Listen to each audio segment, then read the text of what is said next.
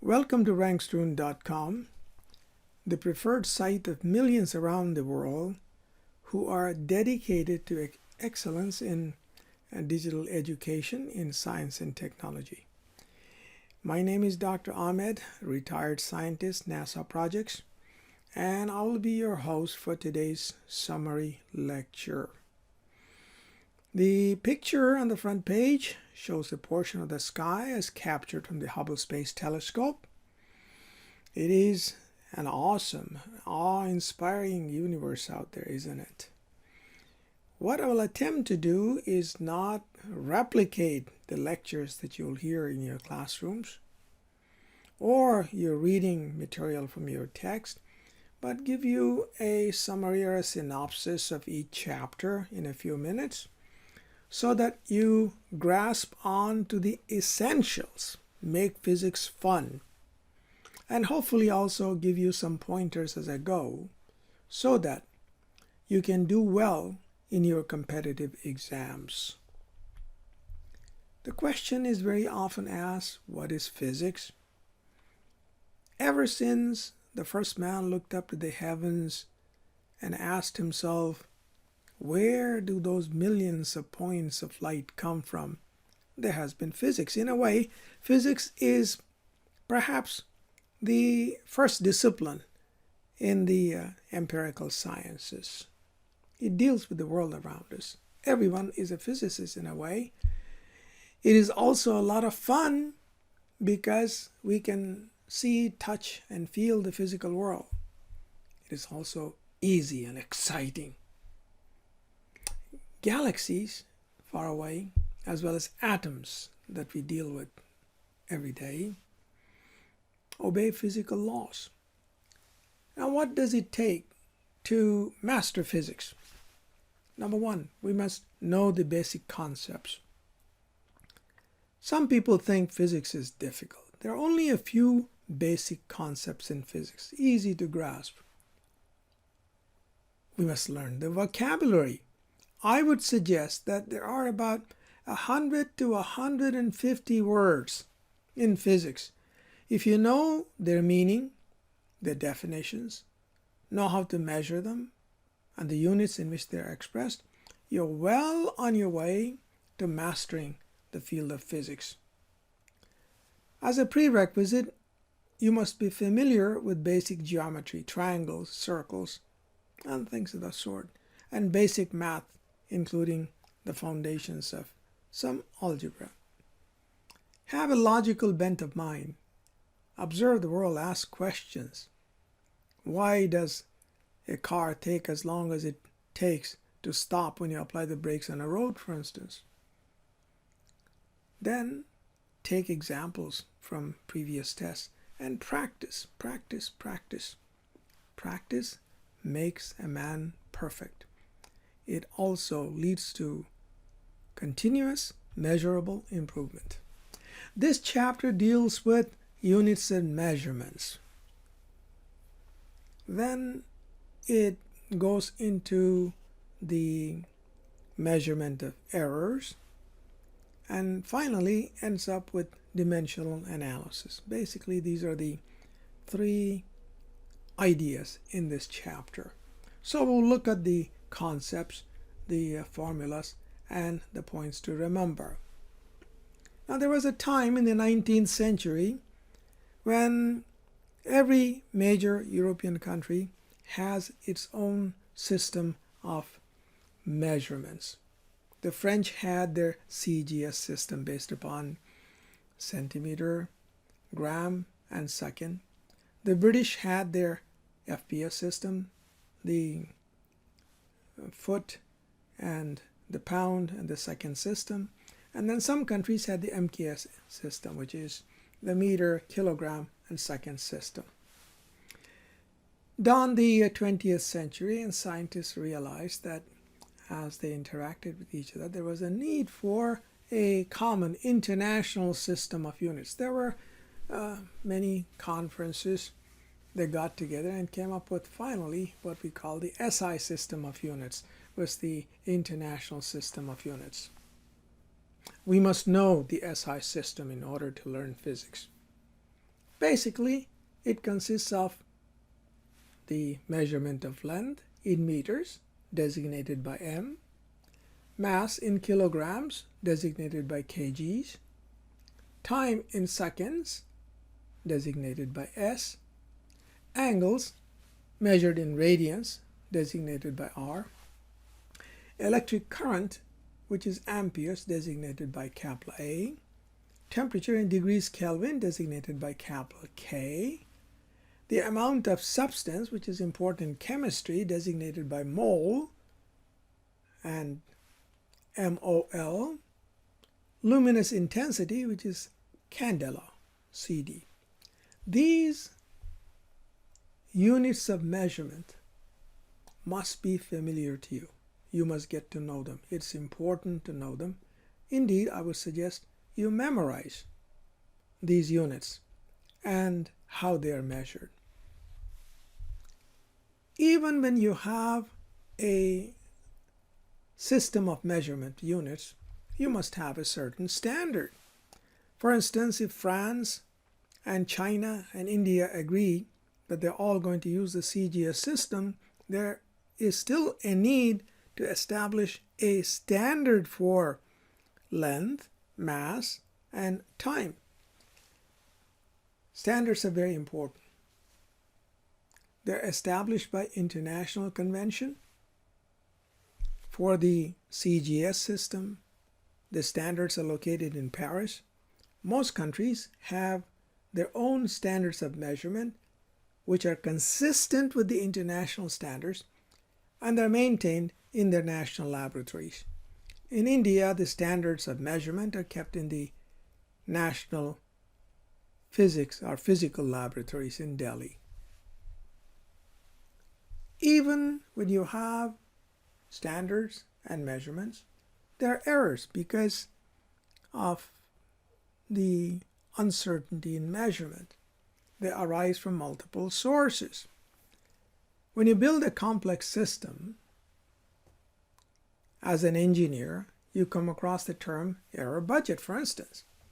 When I worked on the Hubble Space Telescope, we had a total weight budget of about 11,000 pounds. Now, a complex system such as the Hubble Space Telescope, which was probably the most, certainly one of the most complex instruments built by humankind in the 20th century, has many subsystems and thousands of components. And each component has its own error budget. It has an allocated weight. So if you exceed that budget, when you add it all up, finally the instrument would be so heavy that you cannot fly with it. Therefore, the science of managing errors is an important one. And in complex systems, you have a man designated who keeps track of nothing but weight. Now, we don't have to think of the heavens in a complex system like the Hubble Space Telescope. Let's think of a bicycle. Suppose somebody asks you to design and build a lightweight bicycle to win a race.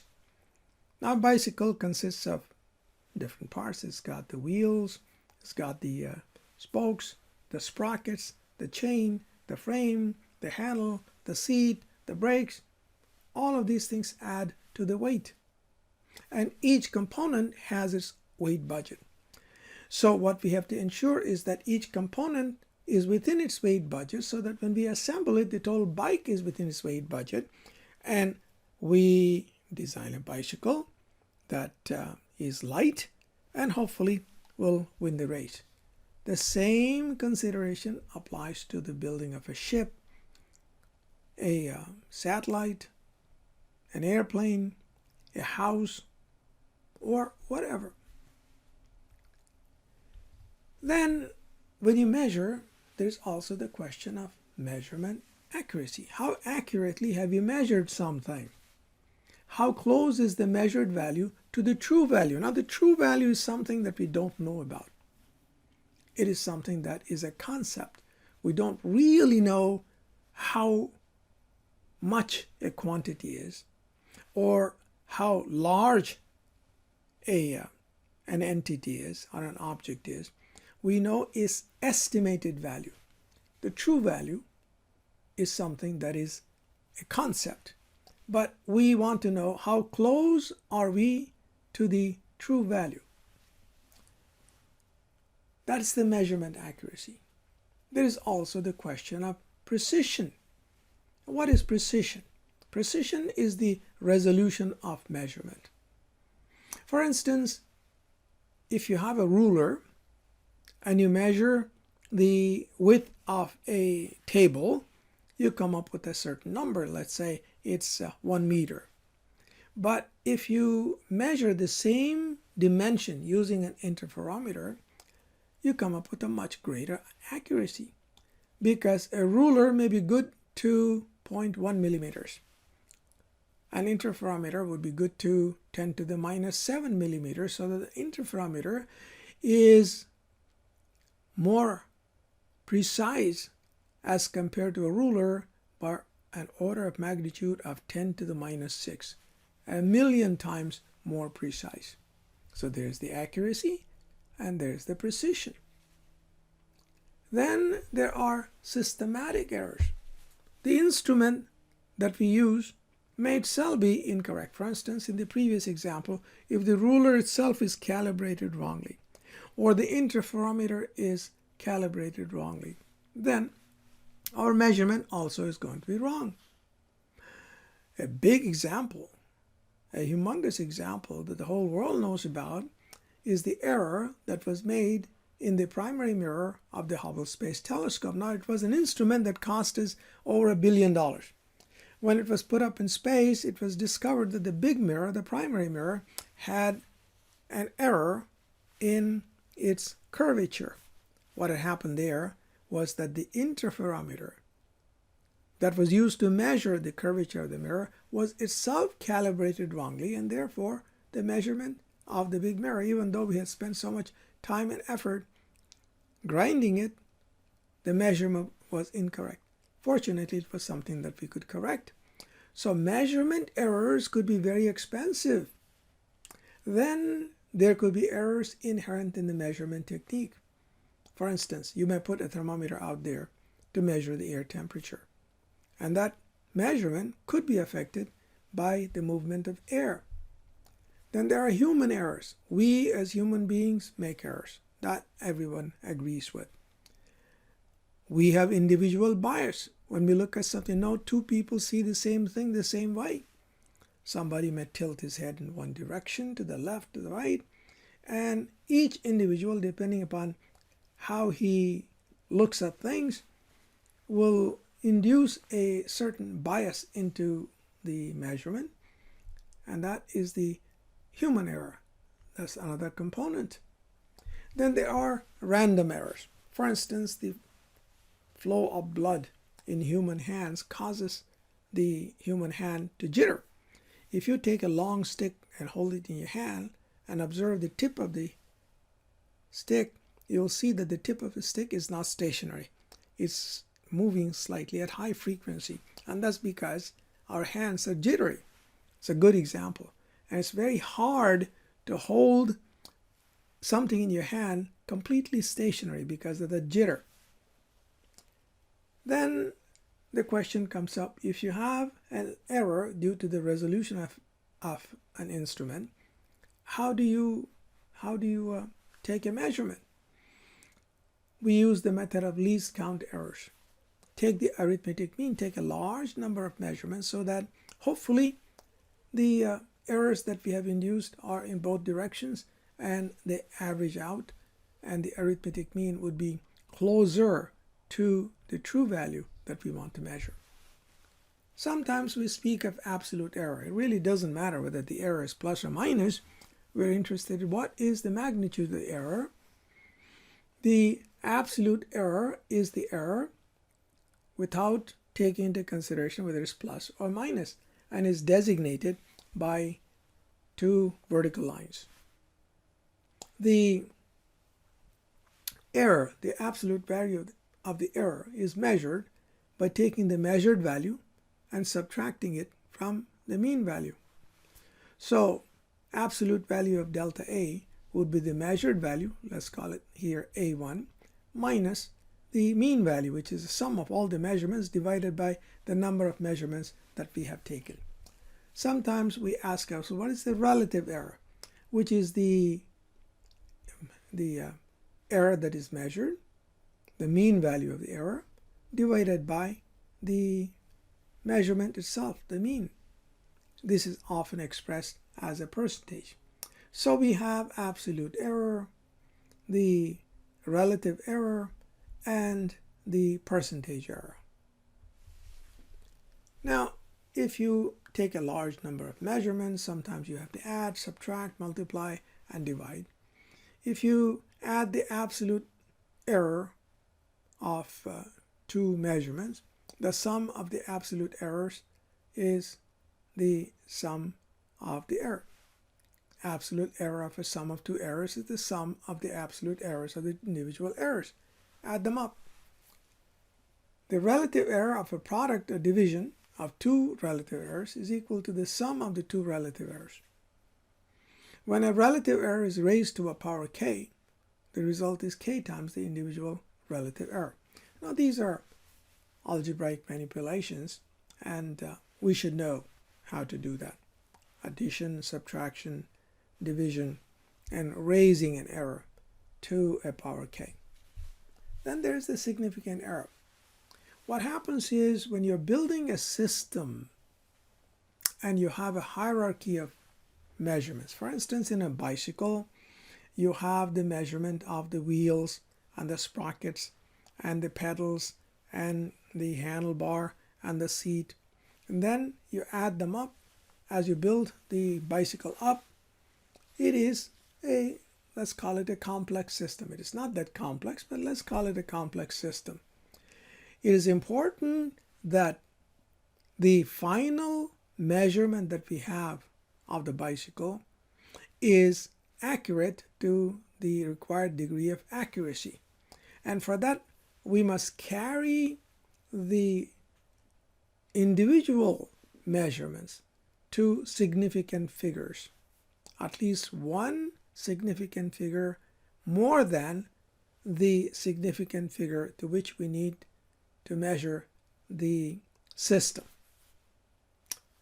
Given the example of the bicycle already, the significant figures are used to reduce uncertainty in the final measurement as a hierarchy of measurements are added up in a complex system. In other words, significant figures help in measurement resolution. And what are the significant figures rules? Question is, what is significant? And one must know these rules. All non-zero digits are significant. 1, 2, 3, 4, 5. They are significant. If you have zeros between non-zero digits, that is significant. Then comes a question, is there a decimal point in the number?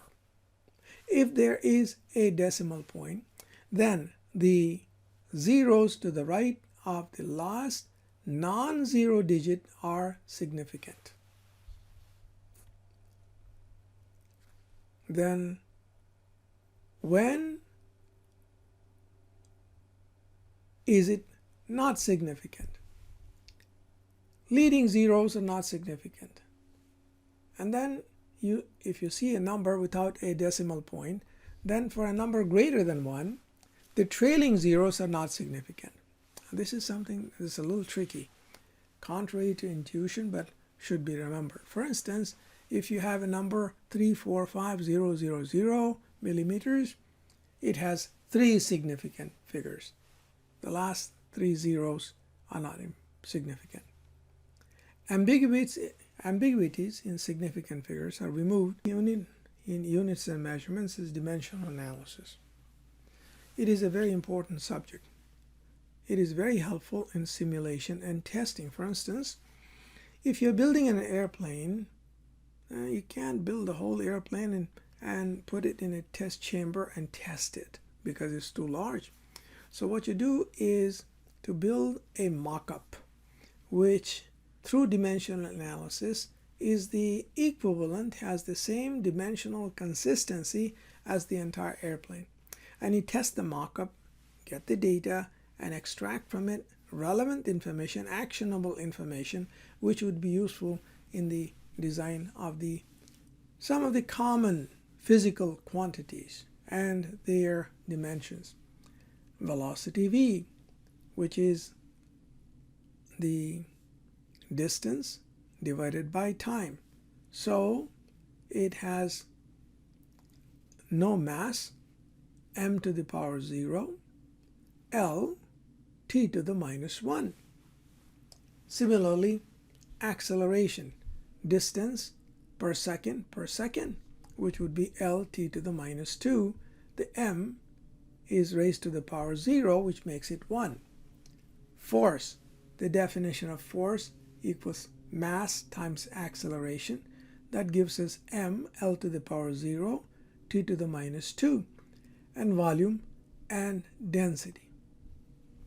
Now, as an application of dimensional analysis, very often when we go through a physical problem, issue, tackle a certain equation, we must ensure that both sides of the equation are dimensionally consistent. If they're not consistent, we made an error somewhere, and we must go back and make sure that both sides give us the same powers of m, L, and t, dimensional consistency. Sometimes when the dimensions of an entity are not known, we can use dimensional analysis to solve for the relations between physical quantities. What have we learned today? We have learned how important the units and measurements are. We have learned what the SI units are. We learned something about measurement inaccuracies, that's the error budgets, the type of errors and how to add them up, subtract them. And in terms of calculations, how we build them up to make sure that we arrive at a final result consistent with the desired accuracy. And finally, we also learned something about dimensional analysis. Now, what we need to do to solidify our learning is to log on to www.rankstudent.com, download some of the tests from the previous exams, and practice. Practice cements learning and facilitates continuous, measurable improvement. Thank you.